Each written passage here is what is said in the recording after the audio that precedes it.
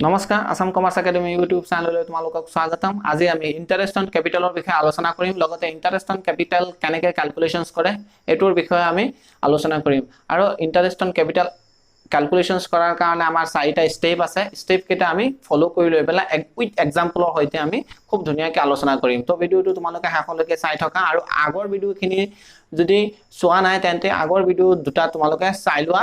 ঠিক আছে। তো আজিৰ ভিডিওটো আমি আৰম্ভ কৰো। তো সোয়া প্ৰথমতে আমি PL appropriations accounts আমি এনেকে বনাও, ঠিক আছে। এটো হল PL appropriations accounts। মই যোৱা ভিডিওটোত খুব PL appropriations accountৰ বিষয়ে খুব ধুনীয়াকৈ আলোচনা কৰিছিলো। PL appropriations accountsত কি হয়, বাই নেট প্ৰফিট টু ট্ৰান্সফাৰ হ'ব। আজি আমি এটো সাইডত আছে টু IOC মানে ইন্টারেস্ট অন ক্যাপিটাল। আমি ইন্টারেস্ট অন ক্যাপিটাল আজি আমি আলোচনা কৰিম যে ইন্টাৰেস্ট অন ক্যাপিটাল কেনেকৈ ক্যালকুলেশনস কৰে। আমাৰ চাৰিটা স্টেপ আছে, সেই স্টেপ কেটা বা কন্ডিশনস কেটা আমি ফলো কৰিব লাগিব। তো পিছত আছে টু স্যালাৰি কমিশনস বোনাস, এটো ইমান ক্যালকুলেশনস কৰিবৰ কাৰণে ইমান টান নহয়। টু জেনাৰেল ৰিজাৰ্ভ এটো ক্যালকুলেশনস কৰিব নালাগে, এটো তো প্ৰফিট আহি গল, প্ৰফিটটো ভাগ কৰি লব লাগে পাৰ্টনাৰ্স বিলাকৰ মাজত। এটো হৈ গল আমাৰ বিশেষকে ইন্টাৰেস্ট অন ক্যাপিটাল ক্যালকুলেশনস কৰিব লাগিব আৰু ইন্টাৰেস্ট অন ড্ৰয়িংস ক্যালকুলেশনস কৰিব লাগিব, ঠিক আছে। আজিৰ ভিডিওটোত আমি ইন্টাৰেস্ট অন ক্যাপিটাল আলোচনা ক্যালকুলেশনস কৰিম ইন্টারেস্ট অন ক্যাপিটাল। তো ইন্টারেস্ট অন ক্যাপিটাল, তো ক্যাপিটাল মানে কি আমি সবে জানো যে পার্টনার্সে ফার্মটো আৰম্ভণি কৰাৰ আগতে বা আৰম্ভণি কৰাৰ সময়ত যিখিনি টকা ফাৰ্মটোক দিয়ে পাৰ্টনাৰ্স বিলাকে, সেই টকাটোই হল ক্যাপিটাল। সেই ক্যাপিটালটো বা সেই পইচাটোৰ ওপৰত ফাৰ্মটোৱে যদি কন্ডিশনত বা পাৰ্টনাৰশিপ ডিডত লিখা আছে তেন্তে ইন্টাৰেস্ট অন ক্যাপিটাল পাৰ্টনাৰ্সক বছৰটোৰ শেষত যদি প্ৰফিট হয় তেন্তে বছৰটোৰ শেষত সেই ক্যাপিটালটোৰ ওপৰত ইন্টাৰেস্ট পেমেন্ট কৰিব লাগিব। তো সেই ক্যাপিটালটোৰ ওপৰত ইন্টাৰেস্ট যে পেমেন্ট কৰিব লাগিব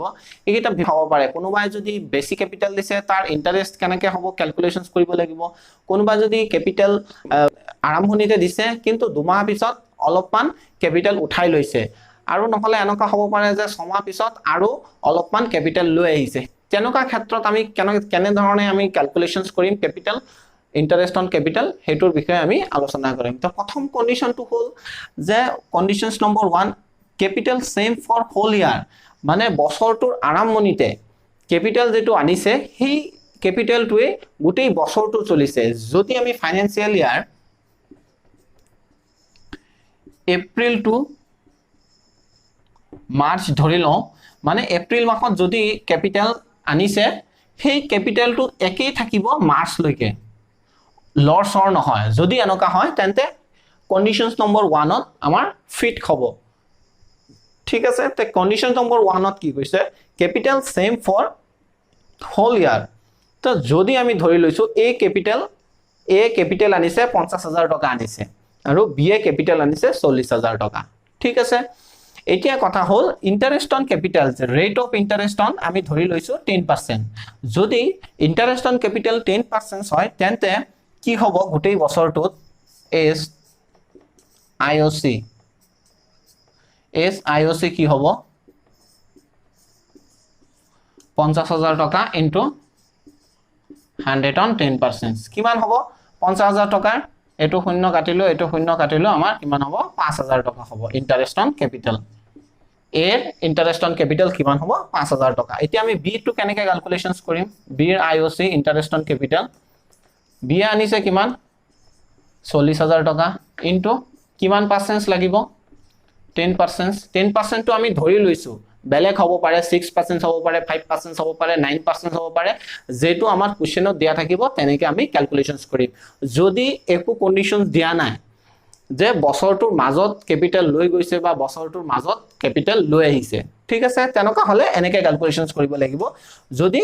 বিৰ ক্যাপিটাল 40,000 টকা হয় তেন্তে 10% হলে কিমান হ'ব 4,000 টকা। এনেকৈ আমি ক্যালকুলেশনস কৰিম। কি কেনেকৈ কেতিয়া ক্যালকুলেশনস কৰিম যে ক্যাপিটাল সেম ফৰ হোল ইয়াৰ, গোটেই বছৰটোৰ কাৰণে ক্যাপিটাল যদি সেম থাকে, ঠিক আছে। কন্ডিশনস নম্বৰ 1 গম পাইছা তোমালোকে। এতিয়া কন্ডিশনস নম্বৰ 2 লৈ আহো, যে কন্ডিশন নম্বৰ 2ত কি কৈছে additions of capitals in the year, মানে এজ যেটো 50,000 টকা দিছে বছৰটোৰ আৰম্ভণিতে, মানে এপ্ৰিল মাহত 50,000 টকা লৈ আহিছিলে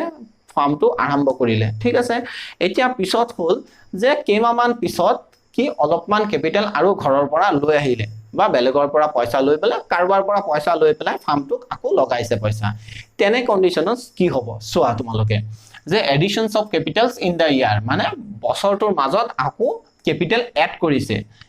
কন্ডিশনস দিছে যে এজ ক্যাপিটাল 50000 টকা আনিছে add plus add capital September 1 rupees 20000 কি কৈছে যে সেপ্টেম্বৰৰ 1 তাৰিখে এটো তোমালোকে ভালকে মন কৰিব লাগিব যে সেপ্টেম্বৰৰ 1 তাৰিখে 20000 আৰু নতুনকে আনিছে ঠিক আছে এতিয়া 50000 টকাটো যদি আমি ফাইনান্সিয়াল ইয়াৰ এপ্ৰিল টু মাৰ্চ ধৰো যদি এপ্ৰিল টু মাৰ্চ ধৰো মানে এপ্ৰিলত 50000 টকা আছিল পিছত কি কৰিলে সেপ্টেম্বৰত আকৌ 20000 টকা আনিলে এতিয়া কেইমাহ 50000 টকা চলিলে April May June July August কেইমাহ আমাৰ 5 মাহ চলিছে 50000 টকাকে পিছত সেপ্টেম্বৰত কিমান টকা হৈ যাব 50000 টকা আৰু 20000 টকা যোগ কৰিলে কিমান হৈ যাব 70000 টকা এই 70000 টকা লৈ পেলা বাকি মাহ কেটা মানে সেপ্টেম্বৰ অক্টোবৰ নৱেম্বৰ ডিসেম্বৰ জানুৱাৰী ফেব্ৰুৱাৰী মাৰ্চ মানে আমাৰ 7 মাহ পিছৰ 7 মাহ আমাৰ 70000 টকাকে ক্যালকুলেশন হ'ব ইন্টাৰেস্ট অন ক্যাপিটাল আৰু পিছৰ আগৰ 5 মাহ যেটো আমাৰ April May June July August হেই কেটা আমাৰ কি কৰিব লাগিব 50000 টকাৰ ওপৰত ক্যালকুলেশনস কৰিব লাগিব সোৱা তোমালোকে কেনেকে is IOC কি হ'ব প্ৰথম হল 50000 টকা ইনটু 10% के या तो आमी रेट ऑफ इंटरेस्ट माने IOC interest rate of interest on capital आमी परसेंटेज तो 10% नि धरिसो इनटू किमान मा 12 माहत आमी सेप्टेम्बर लयके जदि आमी सेप्टेम्बर 1 तारिखे जदि पैसा লৈ आइছে माने আগৰ মাহ লৈকে 50000 টকা আছিল কিমান টকা আছিল April May June July August কিমান হল 5 মাহ হল এটো আমি ক্যালকুলেশন তোমালোকে ক্যালকুলেশনস কৰি পেলাই জনাবা এই ক্যালকুলেশনস তো শুদ্ধ হৈছে কিনা ঠিক আছে এটো প্ৰথম 5 মাহৰ হৈ গল পিছৰ মাহ কেটা পিছত আমাৰ 50000 টকাকে নহব ক্যালকুলেশনস কিমান হ'ব 50000 টকা আৰু 20000 টকা 70000 টকা মানে পিছত হ'ব 70000 ইনটু 10% কিমান মাহৰ বাবে 7 মাহৰ বাবে এটো ক্যালকুলেশনস হ'ব আগৰ 5 মাহ 50000 টকাকে হ'ব পিছৰ 7 মাহ এটো 70000 টকাকে ক্যালকুলেশনস হ'ব ক্যালকুলেশনস কৰাৰ পিছত আমাৰ আহিব কিমান 4083 এটো আমাৰ কি কৰিব লাগিব এড কৰিব লাগিব 6166 মানে এজ ইন্টাৰেস্ট অন ক্যাপিটাল বছৰটোৰ শেষত 6166 আহিব এনেকে কন্ডিশন নম্বৰ 2 কন্ডিশন নম্বৰ 1 ত কি হৈছে কন্ডিশন নম্বৰ 1 ত গুটেই বছৰটোৰ ক্যাপিটাল সেমি ৰৈ গৈছে কিন্তু ইয়াত কি হল যে এজ এ নতুনকে কি কৰিছে নতুনকে লৈ আহিছে মই যে 40000 টকা তাৰ ক্যাপিটাল আছিল আগৰটোৰ নিচিনাই কন্ডিশনস এই ক্যাপিটাল জুন 1 rupees 10000 জুনৰ 1 তাৰিখে কি কৰিলে 10000 টকা হি নতুনকে লৈ আহিলে তেতিয়া ক্যালকুলেশনস তো কি হ'ব মই কৰি দি আছো IOC মই ক্যালকুলেশনস তো নকৰিম প্ৰথম তোমালোকে পাতিবা 40000 টকাকে 10% কিমান মাহৰ বাবে জুন মাহৰ 1 তাৰিখে 10000 লৈ আহিছে মানে এপ্ৰিল মে দুমাহৰ বাবে ক্যালকুলেশনস হ'ব 40000 টকাকে পিছত 40000 টকা আৰু 10000 টকা জুন মাহৰ 1 তাৰিখে আকৌ 10000 টকা লৈ আহিছে মানে 50000 টকা হৈ গল হেতু কিমান মাহৰ বাবে হ'ব 10% কে কিমান মাহৰ বাবে এটো আমাৰ 10 মাহৰ বাবে তোমালোকে ক্যালকুলেশনস কৰি পাতি লৈ কমেন্টত জনাবা ঠিক আছে কিমান হৈছে এটো হৈ গল কন্ডিশন নম্বৰ 2 যদি নতুনকে ক্যাপিটাল লৈ আহিছে বছৰটোৰ মাজত গম পাইছা পিছত হল condition number 3 withdraw capital in the year তোৰ মাজত কি কৰিছে ক্যাপিটাল লৈ গৈছে পাৰ্টনাৰছে ক্যাপিটাল লৈ গৈছে যদি কিবা প্ৰয়োজন হৈছে তেন্তে ক্যাপিটাল লৈ গৈছে কিমান লৈ গৈছে কেনেকে লৈ গৈছে বা কেনেকে ক্যালকুলেশনস কৰিব লাগে হেতু তোমালোকে সাগে গম পাই গৈছা কেনেকে ক্যালকুলেশনস কৰিব লাগিব কন্ডিশনস তো কি দিছে সোৱা এ ক্যাপিটাল কি দিছে যে as capital 50000 minus withdraw October 1 rupees 15000 October মাহৰ কি কৰিছে অক্টোবৰ মাহৰ 1 তাৰিখে 15000 টকা উঠাই লৈছে মানে যদি আমি ধৰি লৈছো আমাৰ ফাইনেন্সিয়েল ইয়াৰ এপ্ৰিল টু মাৰ্চ হয় তেন্তে 50,000 টকা কিমান লৈকে লৈছে অক্টোবৰৰ আগৰ মাহটো মানে April May June July August September October আহি গ'ল ছেপ্টেম্বৰ মানে 6 মাহ 50,000 টকাকে চলিলে পিছৰ 6 মাহ কি কৰিলে 15,000 টকা উঠাই লৈ গৈছে পিছৰ 6 মাহ মানে অক্টোবৰ নৱেম্বৰ ডিসেম্বৰ জানুৱাৰী ফেব্ৰুৱাৰী মাৰ্চ পিছৰ 6 মাহ আমাৰ কেনেকে ক্যালকুলেশনস কৰিব লাগিব 35,000 কৰি লৈ পেলাই 50,000 টকাকে 50,000 টকাৰ পৰা 15,000 বাদ দিলে 35,000 হয় ঠিক আছে আমি কেনেকে ক্যালকুলেশনস কৰিম দেখাই দি আছো is IOC কি কৰিব লাগিব 50,000 টকা 10% 12 মাহৰ কি মাহ হ'ব অক্টোবৰৰ 1 তাৰিখে উইথড্ৰ কৰিছে উইথড্ৰ অক্টোবৰ 1 rupees 15,000 অক্টোবৰৰ 1 তাৰিখে 15,000 টকা উইথড্ৰ কৰিছে মানে সেপ্টেম্বৰ লৈকে কৰিছে সেপ্টেম্বৰ লৈকে এপ্ৰিলৰ পৰা কি মাহ হয় 6 মাহ হয় আমাৰ 6 মাহৰ ক্যালকুলেশনস কৰিব লাগিব এটো ক্যালকুলেশনস কৰিলে কিমান হ'ব 50,000 টকা 10% হ'ব কিমান 5,000 টকা 5,000 টকা 2,500 হ'ব sorry 2,500 হ'ব পিছত কি হ'ব অক্টোবৰ 1 তাৰিখে 15,000 টকা উঠাই লৈছে 50,000 টকাৰ পৰা 15,000 গলে কিমান থাকিব 35,000 35,000 কে 100 এর উপর 10% into 12 by আকো 6 1750 এটো হ'ব এটো আমাৰ কি কৰিব লাগিব এই দুইটা এড কৰিব লাগিব এড কৰিলে কিমান হ'ব 0 5 7 12 2 হাতত থাকিল 1 2 একে 3 একে 4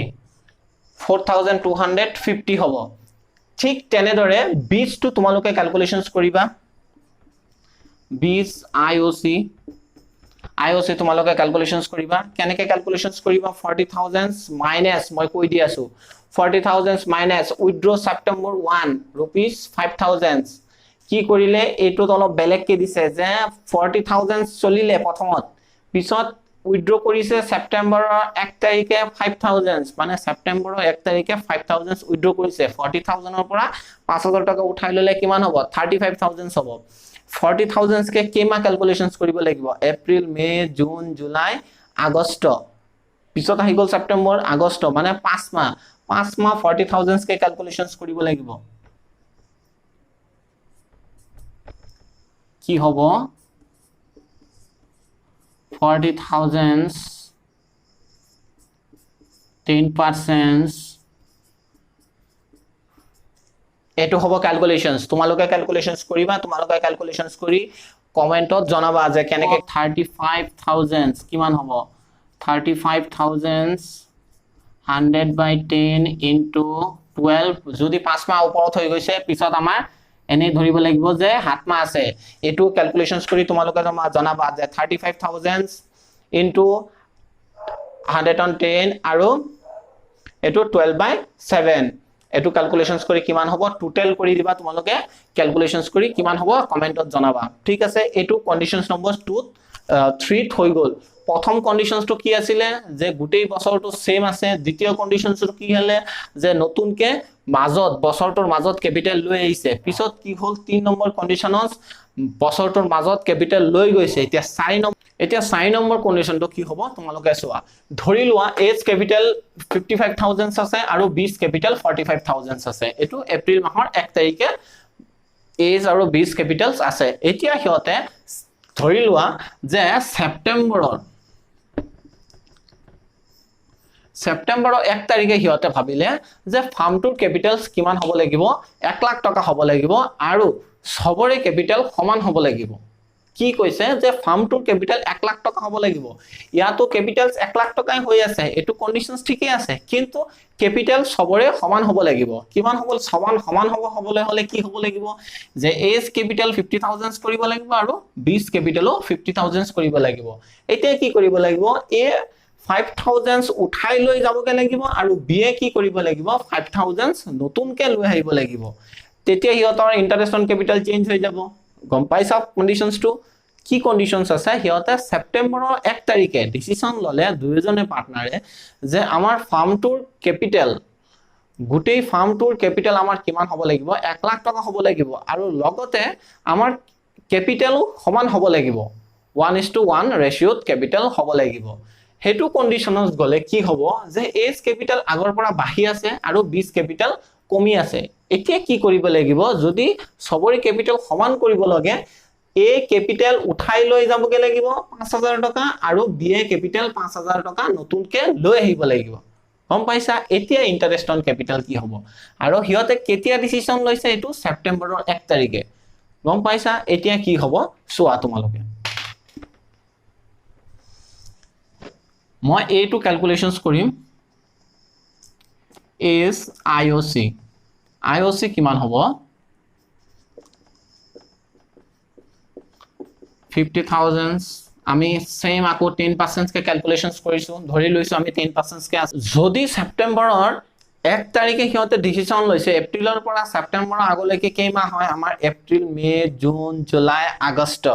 কেইমাহ হয় 5 মাহ হয় আমাৰ 5 মাহৰ ক্যালকুলেশনস কিমান ওলালে 2291 ওলাইছে ঠিক আছে তেতিয়া এতিয়া আমি কি কৰিলো যে 5 মাহৰহে আমি ওলাইছো এতিয়া আমাৰ কি হ'ব 5000 টকা যদি সেপ্টেম্বৰৰ 1 তাৰিখে যদি আমি উইথড্ৰ কৰি লও পিছত কিমান হ'ব আমাৰ 50000 110 into 12 by কিমান হ'ব এটো 7 মাহৰ হ'ব 7 মাহৰ 16 পয়েন্টত কিবা আছে এটো আমি ধৰা নাই কিমান আছে এটো আমাৰ টোটাল কৰিলে 2291 plus 2916 কিমান 5207 এটো হল আমাৰ এস ইন্টাৰেস্ট অন ক্যাপিটাল ঠিক আছে তোমালোকে মাজত কিন্তু স্ক্ৰিনশট লৈ লবা বিৰ IOC আমি বিৰ IOC এতিয়া আমি ক্যালকুলেশনস কৰিম বিৰ IOC কি আছে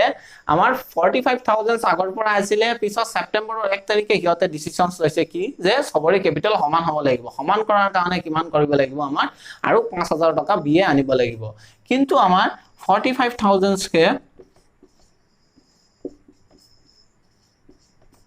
45000 কে 10% হ'ব কিন্তু কিমান মাহৰ কাৰণে হ'ব আমাৰ 5 মাহৰ কাৰণে